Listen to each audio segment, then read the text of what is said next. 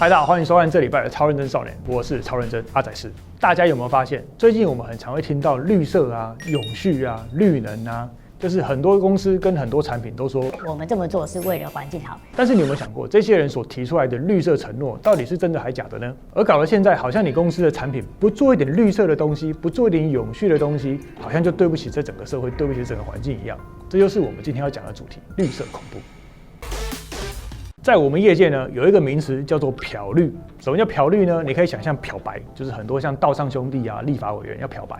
那漂绿呢，也是一样的意思。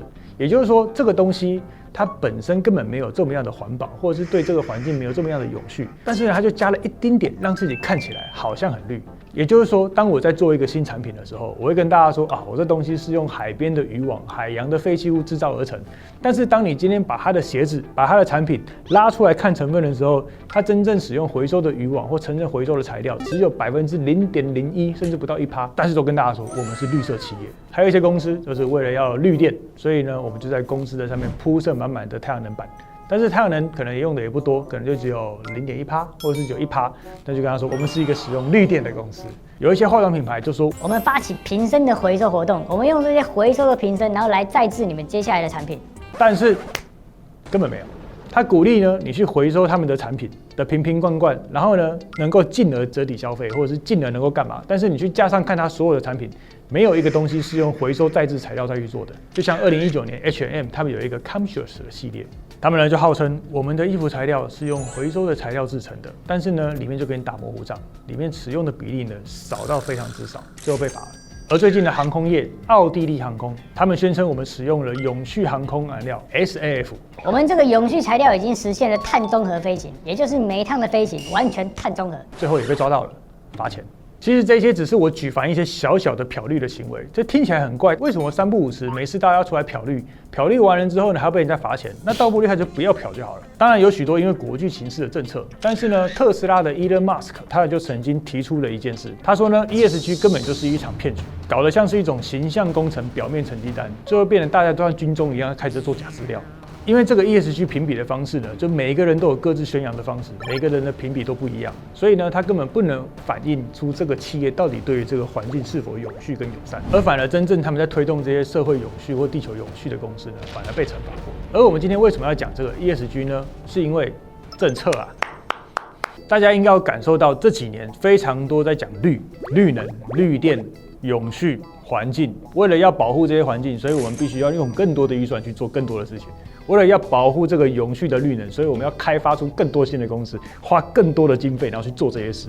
那为什么要这么做呢？其实就是因为这个东西 ，ESG、SDGs 还有 CSR 这几个指标呢，搞到大家每次只要一讲到绿能的时候，就会被很多人讲说这是政党的阴谋，假的资料、假的公司、假的补助、假的经费。那为什么要搞这个东西？其实 ESG 因为台湾主要是出口贸易，就是我们要出去世界各大国家。如果你不做这些指标，不做这些东西的时候呢，那世界各国，不管是欧盟啊，不管是联合国啊，不管是什么其他国家啊，他就不买你的产品，那你就无法出口，你就没有竞争力，或者呢就是罚你钱就是跟你课征碳税，所以就会搞到为什么好像很多政策它要积极的去做绿能绿电，那很多人就是反对党呢就会靠腰这件事情。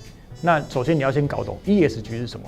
E 呢是 environmental 环境，它的指标呢就是看这间公司对于这个地球对环境好不好。好比说你生产每个东西你就乱烧废弃物，然后让空气变得很脏，然后或者是呢你做电镀啊，或者是你做热处理就把废水乱排，那你就对环境不好。所以像我们之前在日本拍过 K-bar 的那间工厂，你看那个水可以养鱼哦，养完鱼之后才排出去哦。当时南欧亚长谷川社长就说这是我们对环境的承诺，那就是E 环境。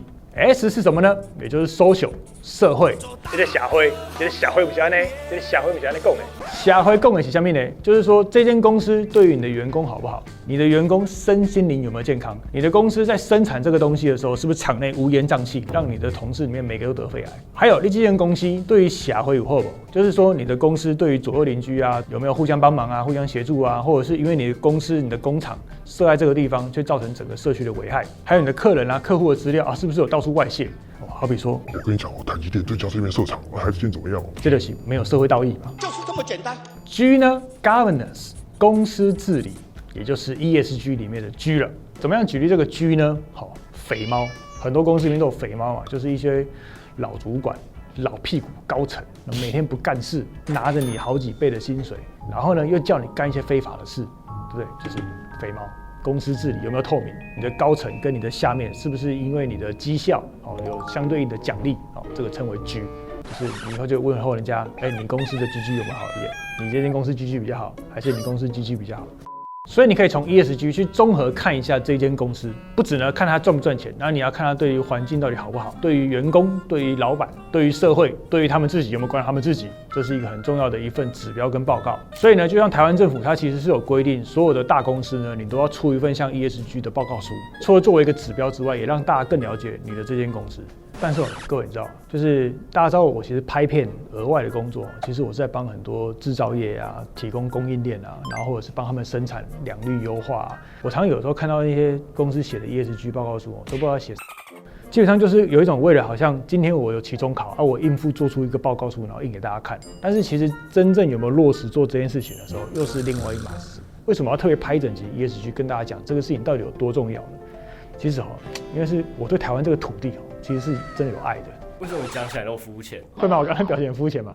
很不诚恳。因为我对台湾这个土地是真的有爱的。没有啦，真的啦，因为我从小在台湾长大嘛，因为我去过世界各地很多的国家。当你看到很多国家的环境状况跟整个产业跟公司非常惨烈的时候，对比起来，你会发现我们台湾不能走到那个路线去。好比我打个比方好了啦，你都跟我们去过很多地方嘛，我讲几个我们一起去过的。印度，你觉得它 ESG 做得好吗？肯定不好啊，这肯定有问题吧？你看那个空气、那个水跟那个人，肯定有问题吧？那你讲菲律宾、越南、印尼、泰国，你知道当一个国家的阳光、空气、水被破坏到一个程度的时候，那个东西是不可逆的。但是你看我们一起到过印度，我们一起到过很多东南亚，很多国家它为了生产、为了大量制造、为了工业、为了想要让国家赚到钱，或者是很多外来的企业到他们的国家里面去赚钱。他对于环保、对于环境、对于社会是完全不管的。我们只想要来你这个土地上面赚钱，所以就大肆破坏它的环境。好比说，我们上一趟去印度，你知道我们在经过那个工业区的路上平房的旁边根本就是废弃物掩埋场。然后我可能在你们不注意的时候，我跑下去看，你知道那边的垃圾是什么垃圾吗？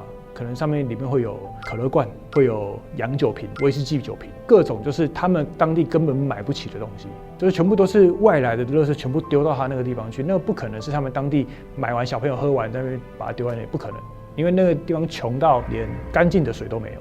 但你回想一个国家跟一个地方最珍贵、让你最怀念的东西，绝对不是那个什么拉拉铺啊、再大的商场啊，或者是豪华的 casino 啊、hotel 啊，就是都不是这个东西，而是什么？干净的阳光、干净的空气、干净的水。你还记不记得有一年我们去国王湖的时候，德国 ESG 应该做到大家没有意见的吧？没有异议的吧？一定是大拇指了。你看那个地方的湖的水干净到那个鱼好像浮在上面一样，狗在那边玩，而且它的水你可以直接捞起来喝。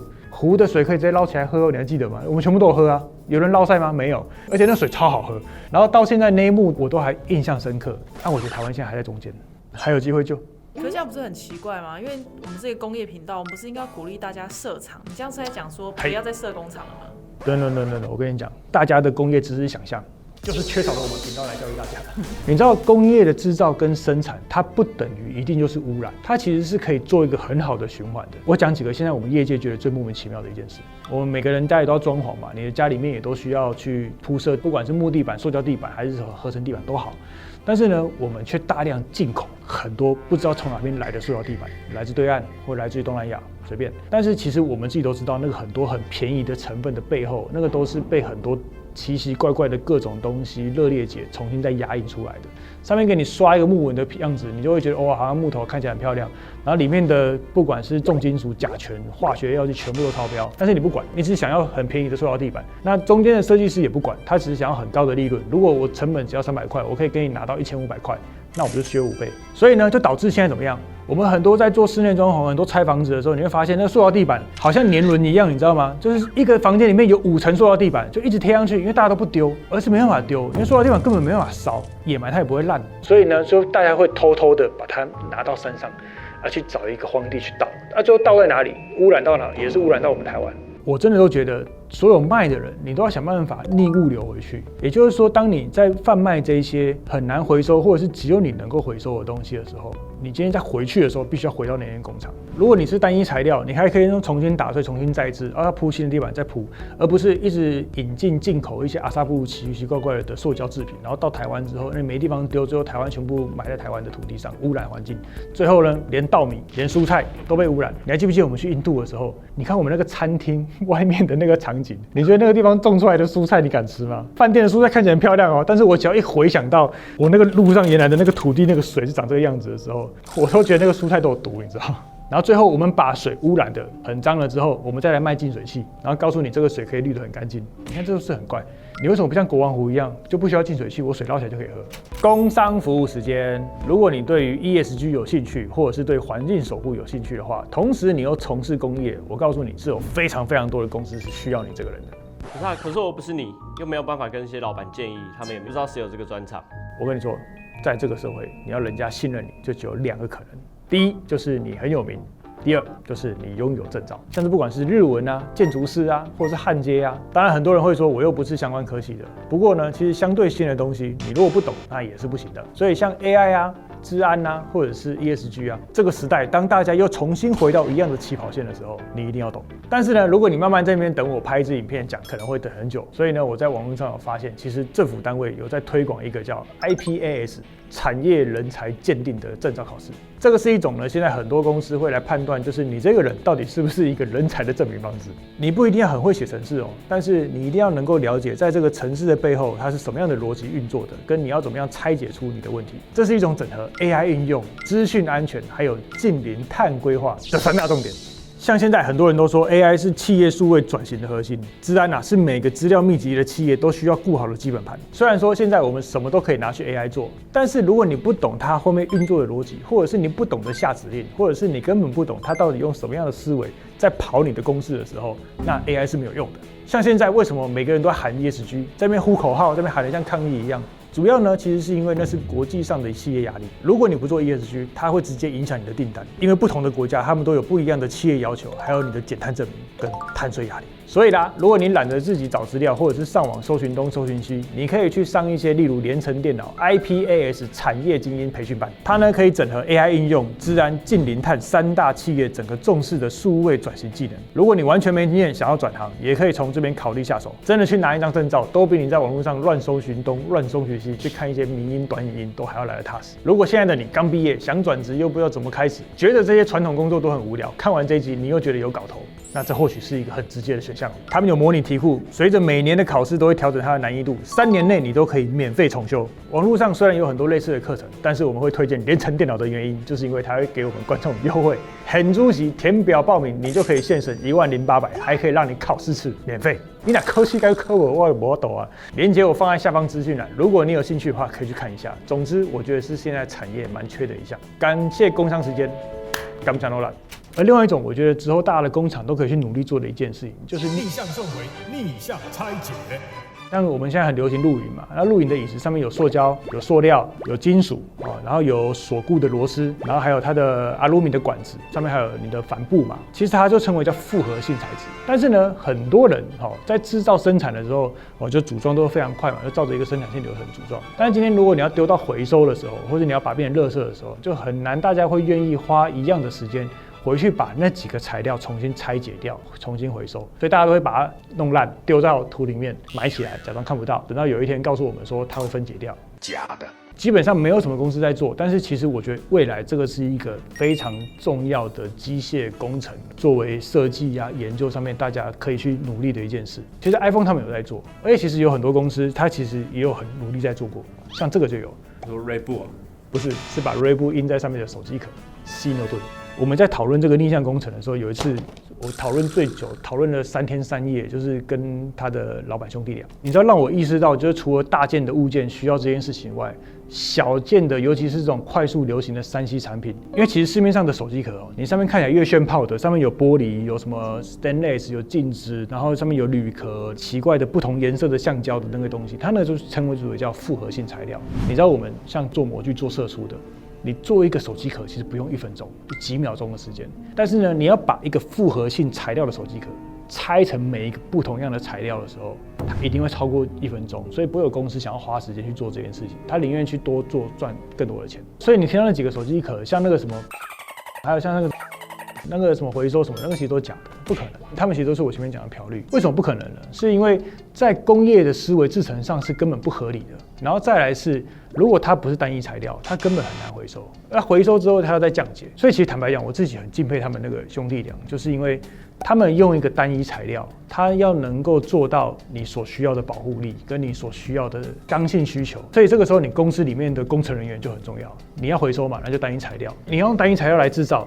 所以你要符合它的功能性，你要它能够耐摔的程度，能够要它一定的指数，你要它能够印刷上面去好看的材料。最后你在回收的时候，比如像这个，它就是能够100%打碎之后，重新到你手机17代、18代，然后到下一代，就是它都能够重新再制作成一样的材料，然后有一样的弹性。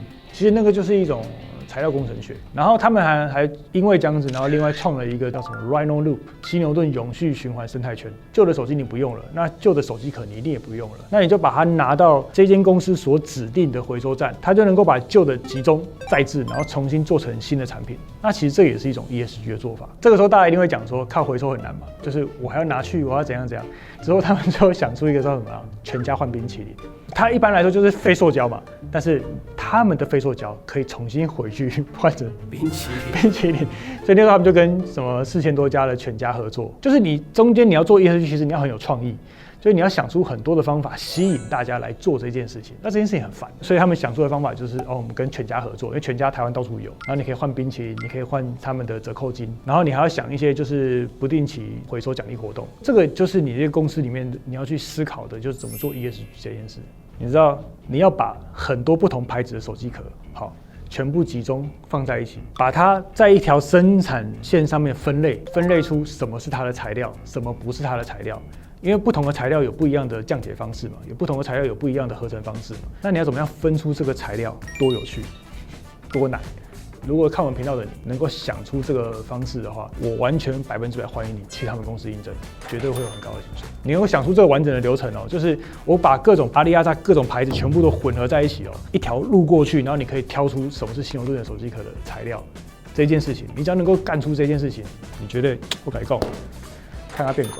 所以其实你可以用犀牛盾这个例子告诉我们，你知道生产产品，其实你的材料有非常多的选择，你只要选对一个材料，选对它的再制方法，选对它的回收机制，其实我们都可以把这个台湾这个土地，就是减少很多的伤害跟破坏。虽然呢，你从一开始绝对不会能够100%完全回收，但是呢，它就不会是一个就是你嘴巴一直讲说我们要回收，我们要环保，我们要怎样怎样，而是真的去建构出一条真正的生产链，而不是靠着漂绿去骗大家。所以你看回到头来，工业的设计跟制造跟材料的知识，它其实非常的重要。其实我当然今天就举一个它的例子，当然我服务的有一些公司里面，他们也能够拿出一样类型的东西，但是它都是回到你有没有在意环境。如果今天你不在意环境，你就不会去想这个制造流程，你也不会去想这样子的材料回收机制跟方式，去让整个环境才有机会变得更好。而不是你就什么东西揽这会，什么就乱加没关系，我只要东西卖掉，我东西赚钱就好了。这是两个完全不一样的企业家跟价值观的思维。台湾品牌举例完，其实还有像我们之前很常拍的那个乐泰，那个相信 Dr. 超，这就是相信材料，相信科学，相信 Dr. 超。大家记不记得我们之前那个乐泰那支影片，下面就有观众是讲说，因为这个配方的改良，所以它会让使用者用起来更放心。什么东西？听不懂对不对？我跟你讲，老行家才懂。其实乐泰这间公司它超级 ESG， 应该是说 ESG 其实主要讲这两个东西，就是环境跟人。然后你知道像乐泰这种螺丝胶，它已经卖到全世界了，已经卖到就是根本不愁3代吃穿了。然后他们现在等于是新的配方243、263跟270这3个东西，但是它其实可以好好的我就一直卖人家就好了，我根本也不需要去改任何东西，我只要改了一个配方。如果万一它粘不好怎么办？那你公司为什么要为了这个东西大张旗鼓去改一个我卖了好多年的东西？ ESG， 它会为了让使用的人更安全，或者是长期友善，因为有一些毒物的东西是长期累积嘛，所以你不会说我用一次我这个人就怎么样，但是他不讲也不会有人知道。但是他如果会愿意花时间改的话，他就变得更改非常多的配方，重新回到实验室，重新做几百次、几千次的测试，然后告诉人家说，我们这个新的配方对于你使用的人是非常友善的，你不会中毒，而且它还粘得非常老。然后呢，它的这个外壳用了50%的回收塑料 PCR 去重新做的。你看丢高对不对？因为其实回收料很贵哦，回收料比一般新料还要贵。改了配方，又改了包装之后，抗热啊、抗震啊、扭力强度啊这些东西都完全不会改变。你以前怎么用，它就继续这样用就好了。你是不是觉得很丢高？就是我干嘛更改了一大堆东西，然后最后就是跟以前一样 ESG。回到头来，是不是以前不管我们在 F1 那个 show run 的时候拍到乐泰，跟以前我们有其他影片介绍过这个乐泰，大家下面一定都会统一问说，那我要去哪里买，对不对？我来教大家怎么辨识真假货。假货来，简体字啊！如果您看到上面这个是简体字啊，那肯定是有问题了。我刚刚有学像吗？有点危险啊。有危险吗？是吧？应该说正常你跟公司买的会是这样子，上面会有英文、韩文跟日文，这个才是台湾授权的经销商的货，代表说它的运送过程、它的物流都没有经过过热啊、曝晒啊或乱装。像这种有简体字的东西，我们就不敢保证它是怎么来的。但它上面写的仅限中国贩售。不，中国贩售是无所谓，但重点它是 A 房。我不知道你有没有办法想象，在以前我们那个地方买东西啊，什么东西都有 A 房啊。所以说啊，你真的没有必要为了省那一点点的钱买那些东西，然后最后你的东西没有年老，然后被国外的客户又重新退回来，或者是最后你又收购服务，然后浪费了非常多钱、非常多时间。因为你还记得我说过什么吗？乐泰它不只是在卖胶水的，它是一个在协助你，不管在现场、材料还有设计。都一起参与你的瞬间胶公司、创新公司，不愧是 Beyond 的棒啊 ！ESG 啊，这个是一种对技术跟使用者的承诺，完全非常适合放在我们 ESG 的主题。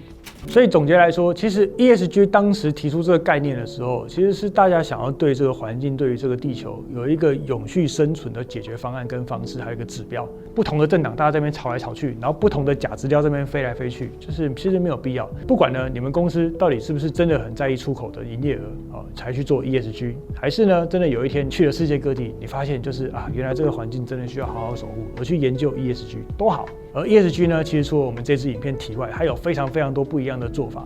那也欢迎你在下面留言告诉我们。还有，你认为哪一些公司，还是你的公司 ESG 做得超级好，能够被我这个人火眼金睛去检视的话，也欢迎你告诉我们，我们绝对帮你5星吹捧。好了，最后不管你是为了赚钱，还是为了生活，还是为了找工作去研究 ESG， 我们都希望台湾这个土地呢，阳光、空气、水都能够越来越好。那以上就是这一集的超人少年，我们下礼拜再见了，拜拜。就是你知道这些报告啊，在写这些报告要印多少文字出来啊？然后我们同事就说，他有没有印1000页就出来校稿都不知道，那些零碳课。我知道啊，就是你看搞到现在大家在讲 ESG， 你连一个电子的 iPad 拿来看都不会，连合约都根本是假的，没有电子签成。ESG 啊，还有一段努力的时间要做啊，还是那个电子书，对不对？又轻又薄，还没有找到厉害的。他也电子书了，电子书真的不错，推荐大家。